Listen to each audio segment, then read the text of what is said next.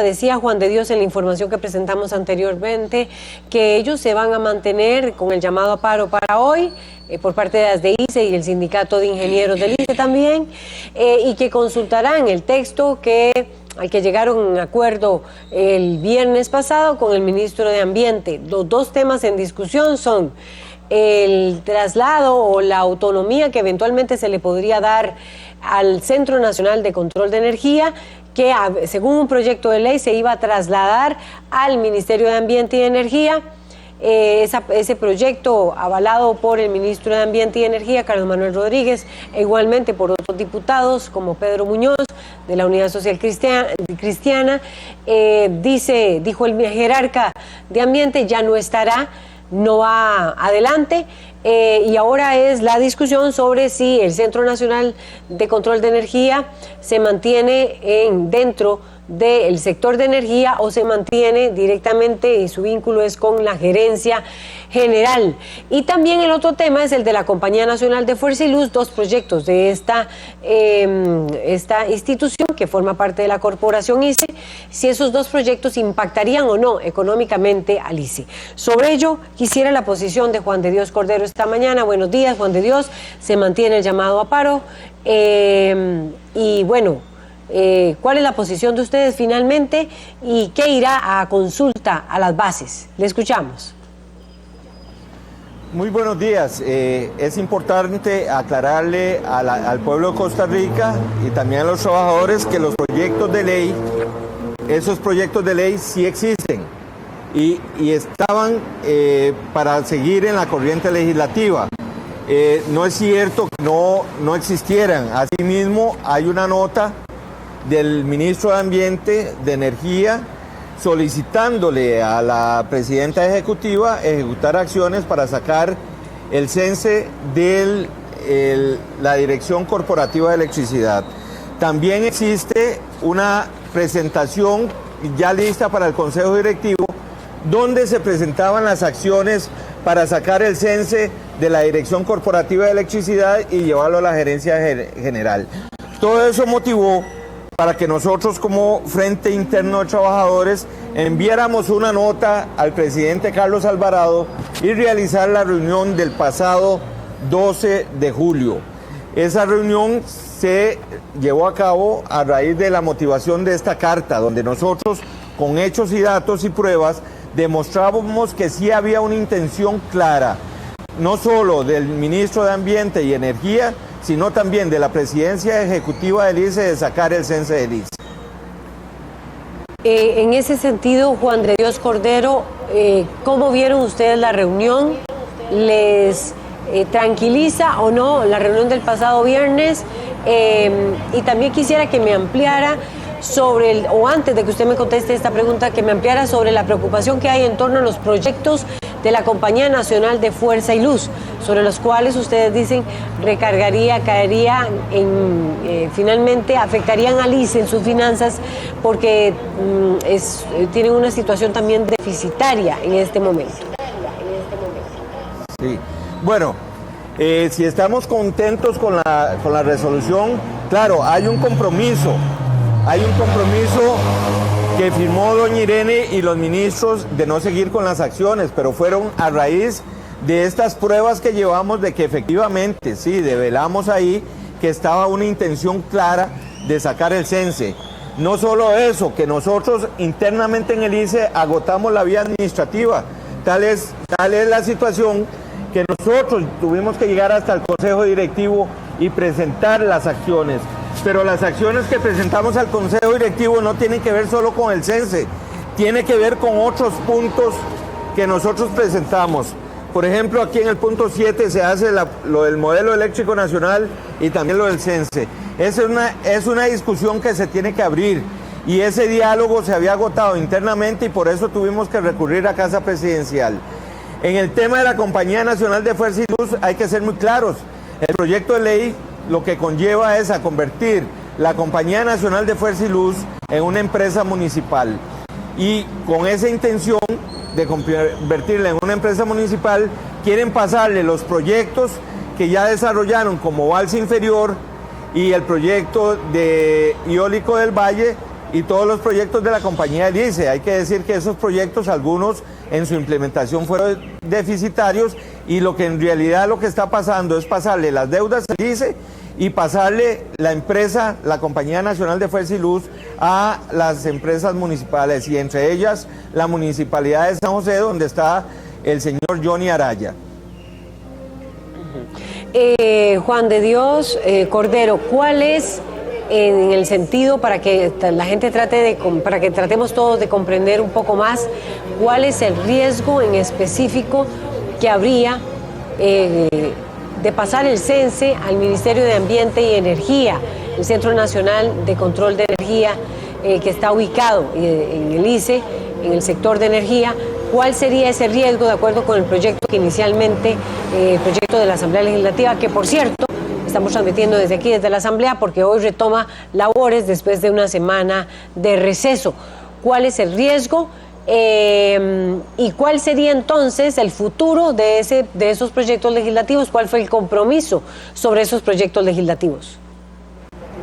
Bueno, el riesgo es muy claro. El riesgo de pasar el CENSE se iba a hacer en dos tractos. Lo primero era una desconcentración mínima, que era pasar el CENSE a la gerencia general, pero el otro paso era hacer una desconcentración máxima, que es sacar el Centro de Control de Electricidad de manos del ICE. Esos eran los dos pasos planteados en esta nota que el ministro de Ambiente y Energía había propuesto. ¿Cuál es el riesgo? El riesgo es que el Centro de Control de Energía es quien dispone cuáles plantas entran a operar, cuáles sí, cuáles no, cuánta energía se toma de esas plantas, y así a nivel nacional. Eso es lo que ha permitido tener en este país 8 años de fluido de electricidad sin apagones. El control del Centro de Energía es el corazón de todo el sistema eléctrico nacional, y la intención es que hay una ley, la 449, que le da una responsabilidad del ICE, que es el desarrollo de la electricidad en todo el país. Y hay intereses que quieren, con esta medida de sacar el CENSE, volver la energía eléctrica una mercancía, y con eso despedazar el modelo, y también despedazar una empresa como es el ICE, que lleva la electricidad hasta la isla de Chira, donde todos sabemos que esa provisión de electricidad no es rentable para el ICE. Sobre el proyecto, finalmente también que pretende convertir a la compañía, si le entiendo, pretende convertir a la Compañía Nacional de Fuerza y Luz en una empresa municipal. Esa iniciativa fue presentada cuándo y está en la corriente legislativa, ¿y cuál fue el compromiso de gobierno sobre ello? Bueno, ese proyecto, que es esta ley, fue publicada en el diario oficial La Gaceta. Todavía no le han asignado comisión, pero ya hay una intención clara de sacar la Compañía Nacional de Fuerza y Luz. Lo que el gobierno se comprometió es a no impulsar este tipo de proyectos. Lo que hay que aclararle a la población costarricense y a todos y todas las trabajadoras del ICE es que ese proyecto no está en manos del gobierno. Ese proyecto está a merced de los vaivenes de las diferentes fracciones legislativas que están en la Asamblea Legislativa. Por lo tanto, es una amenaza real que se puede patentizar en todo momento. Entonces, no va a depender solo de este gobierno, sino de otros intereses que pululan ahí en las cúpulas de otros partidos políticos que hay en este país. Perfecto. Juan de Dios Cordero, presidente del sindicato de ASDEICE, manténgase allí, porque con nosotros también está esta mañana acompañándonos aquí Ulises Blanco, quien es representante del Encuentro Social Multisectorial. Don Ulises, hubo negociaciones también el viernes, se estableció ya una metodología. E igualmente usted escuchaba las distintas demandas y planteamientos de varias organizaciones que, por cierto, también están en el encuentro social multisectorial. Bien, porque ahí están las demandas también de ASDICE, están las demandas de los estudiantes, están las demandas de un sector de las cooperativas, de un sector de los agricultores. Es una agenda muy, muy amplia. Cuando la gente escucha que ustedes ya se pusieron de acuerdo en una agenda, ¿eso qué implica en una metodología más bien, Ulises Blanco? ¿Eso qué implica en términos sencillos? ¿Y qué implica también a nivel social? ¿Van a haber más paros de labores o van a haber llamados a manifestaciones? ¿Qué implica entrar en un proceso de negociación o de diálogo como ya se hizo este viernes? Buenos días, le escuchamos. Buenos días, agradecerle por el espacio para aclararle a los costarricenses de que lo primero es entender que el país vive momentos difíciles, que no hay respuesta a solucionar diversos problemas de la sociedad costarricense y que por razones que uno no conoce, el gobierno actual no tenía un tratamiento igual para todos los segmentos sociales de Costa Rica. A uno lo recibía en casa presidencial con presidente y fiesta y a otros ni lo recibía, y unos con una agenda y otros con otra agenda, y tal vez, repito, los métodos de gobernanza de cada presidente pueden ser diferentes, pero a esta altura del gobierno la sociedad costarricense no había entendido cuál es la forma de gobernar del presidente actual.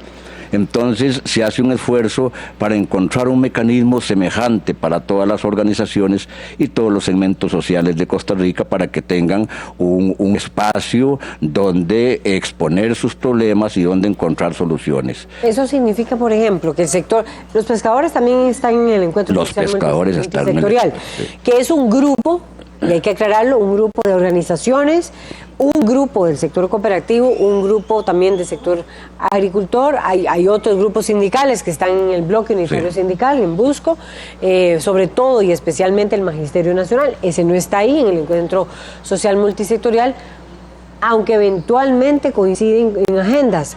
Pero, bueno, ¿cómo entender esto? A ver, el gobierno se sienta a negociar con el encuentro social multisectorial, pero por otro lado está lo que pueda demandar Busco, bloque unitario sindical, sobre todo con el Magisterio Nacional de ese otro lado. ¿Qué implica encontrar una metodología? Es decir, a partir de ahora, ¿ustedes empiezan un proceso de diálogo o la presión en la calle se va a mantener? Bueno, entender que los diversos grupos que integran la sociedad costarricense tenemos que respetarles sus derechos constitucionales. Aquí no hay organizaciones verticales ni exigencias que tienen que seguir un solo rumbo. Aquí cada organización tiene sus problemas y el gobierno tiene la responsabilidad de encontrarle solución. Lo que proponemos es que sean espacios visibles para toda la sociedad. Por ejemplo, se determinan 18 puntos críticos que el gobierno debe resolver. Fue el primer paso. Entre ellos, el gobierno acepta que los 18 puntos son críticos. Bueno, entre ellos lo encabezaba la renuncia del señor ministro de Educación, era uno. Pero también tenemos la defensa del sector agropecuario, el problema con el sector pesquero, los problemas con el sector transportes, los problemas con las cooperativas. O sea, es 18 puntos que yo le puedo dar a usted el documento para que lo tiene. Para que de ahí, esos 18 puntos, había que encontrar mecanismos de solución semejantes, no digo iguales, semejantes para cada sector, para darles una tranquilidad, primero, de que sí van a ser atendidos y en forma positiva. No que sean atendidos para estar en reuniones y al final de un mes o 2 meses no hay solución. No, es un diálogo constructivo, propositivo, es un método de negociación que lleve a resultados con tiempos definidos. Por ejemplo, ahí hay agendas, están los... bueno, quiero primero aclarar que Juan Alfaro, el viceministro, que está en el proceso de viceministro de la presidencia, que está en este proceso de conversaciones con los distintos bloques sindicales y también sociales, iba a estar con nosotros esta mañana, pero él se justificó de no estar con nosotros, de no participar, debido a que iba a estar en una reunión permanente con el presidente de la República desde las 6 de la mañana con el presidente Carlos Alvarado. Ulises Blanco, para retomar con usted como representante del Encuentro Social Multisectorial. Ahí hay agendas y me parece que están también los pescadores artesanales. Bueno, entre los pescadores artesanales y lo que dicen los pescadores industriales, digámoslo así, hay diferencias también, ¿verdad? Sobre la forma de pesca, el tema ambiental sale a flote, pero hay una demanda tal vez en común que tiene que ver con que se elimine el impuesto del 13% del valor agregado a los distintos cortes de pescado, ¿verdad? Entonces, lo que usted me está diciendo es que hoy por hoy, por ejemplo, ese tema está en número 1 porque el sector pesquero se levantó de la negociación, pero está en el encuentro social multisectorial. Pero a la vez ustedes llegaron a un acuerdo sobre la metodología. ¿Qué pasa allí en esos casos? No, es que, repito, nosotros proponemos que el gobierno debe tratar igual a todos los grupos. Entonces, ellos tienen una mesa de trabajo, no es un espacio, porque una vez los problemas se categorizaron en dos. Los que tenían que ir a mesas de trabajo, que van a ser tiempos largos, que puede ser ojalá todo el gobierno, porque en un sector hay problemas y pueden ser recurrentes o pueden aparecer otros problemas, pero que el espacio esté ahí. El sector pesquero es uno solo, aunque hayan subdivisiones por intereses específicos de la actividad, pero en sí es una actividad marina que deben tener todos los actores espacios similares y que tienen problemas en común, aunque algunos problemas son específicos, hay problemas en común. Entonces lo que se abre es un espacio. Ellos ya han hecho ejercicios de diálogo, se han retirado, pero ahí está el espacio. Se va a volver a retomar con puntos claros y va avanzando el negociado, donde se le pone fechas de discusión a los temas y se le pone fechas de comprobación de acuerdos, para que el sector pesquero no es que esté tranquilo, es que tenga claro de que hay una mesa donde ellos pueden ir a proponer y el gobierno debe responder positivamente. Bueno, ¿qué pasa si al final de los 3 meses que nos estamos dando de tiempo no hay avance?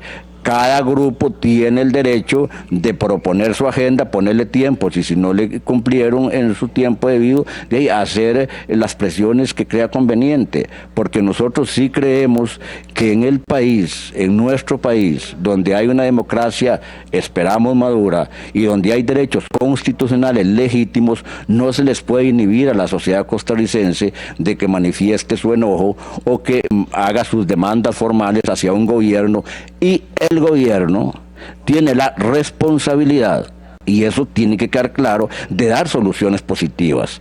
Porque en el caso, por ejemplo, de sectores como el sector pesquero, o el agrícola, o el forestal, o el sector, educativo, todos tienen problemas específicos, pero hay temas que a nivel nacional nos tocan a todos. Bueno, vamos a ver, ya empezó la Asamblea Legislativa. Estaba pensando en lo que ahora escuchaba del dirigente estudiantil de Kenneth. Vamos a ver si recuerdo, tengo aquí ubicado el apellido. Bueno, en el caso del dirigente estudiantil, usted escuchaba, hay una demanda sobre el proyecto de educación dual. Pero el proyecto de educación dual ya no depende tanto del gobierno como sí depende de aquí, de la Asamblea Legislativa. O, por ejemplo, don Ulises, en Kenneth Sánchez, en el caso del dirigente Kenneth Sánchez, usted lo escuchaba, las otras demandas que tienen que ver con las pruebas FARO, bueno, esas sí tienen un curso más hacia lo ejecutivo. Y hay sectores que, por ejemplo, sí están a favor de que se apliquen mejor las pruebas FARO, que se apliquen los exámenes de bachillerato. Pero, por ejemplo, el proyecto de educación dual, o el proyecto de empleo público que está aquí en la Asamblea Legislativa, o el proyecto de empleo público que está aquí en la Asamblea Legislativa, ¿cómo se va a manejar ese diálogo, esa negociación entre el Encuentro Social Multisectorial, que es con el Ejecutivo, y su, vamos a ver, la resonancia que pueda tener aquí en la Asamblea Legislativa, que tiene una agenda legislativa y que tiene estos proyectos apoyados por otras fracciones legislativas que no son solo, por ejemplo, por Liberación y la Unidad, que no son solo el apoyo del PAC? Ese es un tema importantísimo. Lo primero que hicimos nosotros como grupos multisectoriales fue sacar una audiencia con el señor presidente del Parlamento. Nos la concedió, nos recibió muy amablemente con don Carlos Ricardo, justamente antes de salir a vacaciones, y quedamos de que él ya tenía los 18 puntos y que apenas retomen ahora la entrada a vacaciones, va a concertar una sesión de trabajo con todos los jefes de fracción. Y una cosa que los costarricenses tienen que tener claro es que no los llamemos a engaños. Este es el Parlamento, es el primer poder de la República, pero en Costa Rica hay un solo gobierno que está compuesto por los diferentes poderes. Bueno, y además, si ponemos el artículo 9, la sociedad es también un poder. Lo que quiero decir es que no pueden haber cualquier proyecto de ley aislado del Ejecutivo. El Poder Ejecutivo incide directamente en los proyectos del Parlamento. ¿Cómo? Todo proyecto tiene que ser consultado a las instituciones que vinculan el tema.